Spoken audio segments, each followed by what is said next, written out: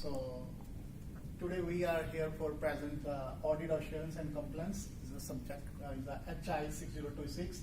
Our case is the auditor and legal liabilities. So we are here to present the presentation of assurance and compliance courses. As you all know, auditor liability is a significant importance in the current era. So as you all know, the debates relating to the liability for auditors are getting importance every passing day. Auditors or audit firm are considered as crucial and important part of the financial process of every listed company, as these are the people who are responsible for the quality and reliability of the financial statement of our internal as well as the external user. These are chances. The assessment, the case chosen, Travel Casualty and Surety Company of America versus Ernst Young LLP, party of the case. FGF Company, Ernst Young defendant, and Travel Casualty and Security Company plaintiff. So this slide perform the audit of the business and also prepare the form of the SE filings. The case helped to provide a description that Ernst Young was not able to provide an audit opinion for the annual report, as well as was able to estimate a loss of 60 million from one of the project of FGH.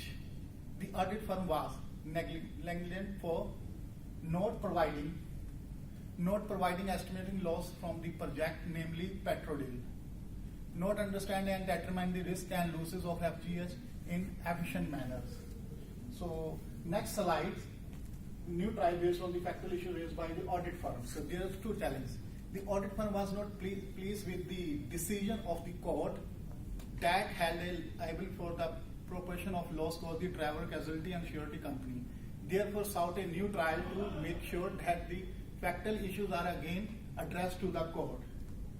Evidence provided was insufficient. So Ernst and E&Y took a perspective that evidence provided was insufficient that allowed the jury to decide the PSC responsible relied of the financial of 1999 audit by the audit firm, especially the 60 million losses. So next slides, my colleague will be explained by Ravi. Good evening, everyone. My name is Ravi. As factual issues raised by E&Y already explained by my colleague Kushan, I'm going to explain audit and accounting issue. The court meet the answer and provide a judgment of the factual case provided by E&Y. As per the rules and regulations, the defection of E&Y considered liable to provide evidence of the claim that E&Y to provide evidence for the claim. As per the law, it is stated that the defendant must provide details for information that the plaintiff deliberately known the risk and dangerous situation as for the FGS. As per the law, it is stated that the defendant must provide the details, information to the plaintiff. The court, based on the fact that there is no proof that any company known for the dangerous would enter into agreement or investment, and also there is an audit firm, that is E&Y, was not able to provide with sufficient evidence whether the plaintiff was known as the condition of FGS from the details of the annual audit report for the year 1999. The court held that there is no reason evidence to believe that the plaintiff TCS can have a lower proportion of the recovery based on the risk theory presented by E&Y. Therefore, no revision in the original decision was made. Moving further, the second argument of E&Y, that is the jury based its decision on a lesser evidence of negligence of E&Y, is allocate fault to the traveler security and surety. The district court would not accommodate decisions up to the fault travelers dependent based on the carelessness and negligence on the grounds of E&Y based had not introduced master and expert declaration to set up the appropriate standard of the consideration that the surety should practice under the material and applicable condition. That E&Y claims the expert declaration and unnecessary in the given scenario. That's all. Next, moving further, my colleague Avi will explain you. Audit and assurance accounting issues. There is one challenge of district court instruction. The final issue raised by E&Y in the appeal was that company TCS was known to risk as well as the negligence of E&Y. E&Y focuses on no Mississippi case, while the Mississippi Supreme Court has not tended to the particular inquiry of the broadness of law fall under section 85(5)(7). In making of early sunrise, the court anticipates that it will not require a jury guidance or decision structure. Taking into account deficiency assignment to offer party except if the jury has before certainness that would enable the jury to discover the offered party carelessness in adding to a very own damage. Moving to next slide. The root cause of the case are as follows. The following case for the case are provided. TCS primarily relied on the audited reports by Ernst and Young, that is E&Y. The audit reports did not have an audit option, and also there were no any sort of disclaimer that would have helped TCS.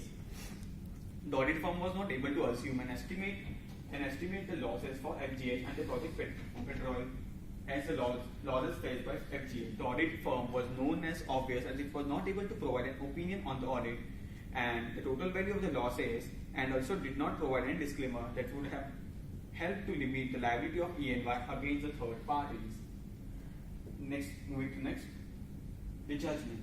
The court held that E&Y was not able to provide evidence that would have helped to show that TCS would have any estimation or known to the risk of investing in the FGH. The court also ruled that the district court did not make a mistake for concluding or the negligence of E&Y. Also, the court held that as per the Mississippi law, the court's district decision was not able to offer an extreme testimony to support.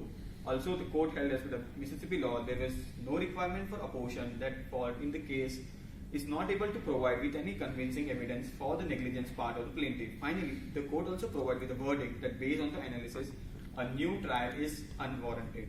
The court provided with the decision that audit firm is responsible for the loss of the complaint and is due to negligence while auditing the firm, namely FGH. The court also provided a viewpoint for all the audit reports were to be used for achieving the financial objective of FGH. Due to negligence of the company and the firm name, Travelers Casualty and Shirley Company suffer estimated loss for the company related to the audible reports. Thank you. That's it. Hi, my name is Tahir, and thank you for all of other my classmates. My topic is recommendations for the improvements. I'm going to elaborate about terms and conditions along with the detail of the work as well as understood, and responsibilities and liabilities of the parties must be studied in the detail, and mutual consent must be given. Audit firms must ensure that the quality and control procedures and process as well as presented in the auditors.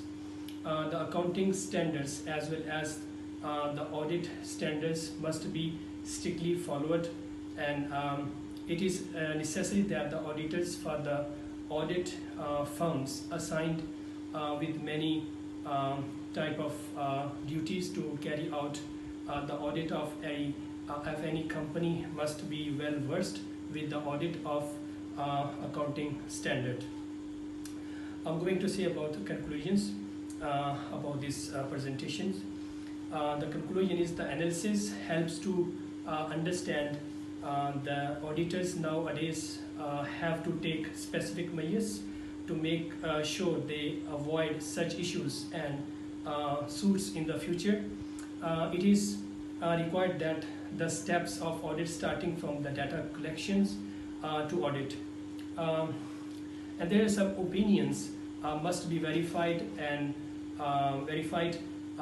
supervised in order to make sure that the duties of the responsibilities of the auditors are completed in order to get smooth working, and also be ensured that there should not be any mistake in the audit of negligence. Thank you.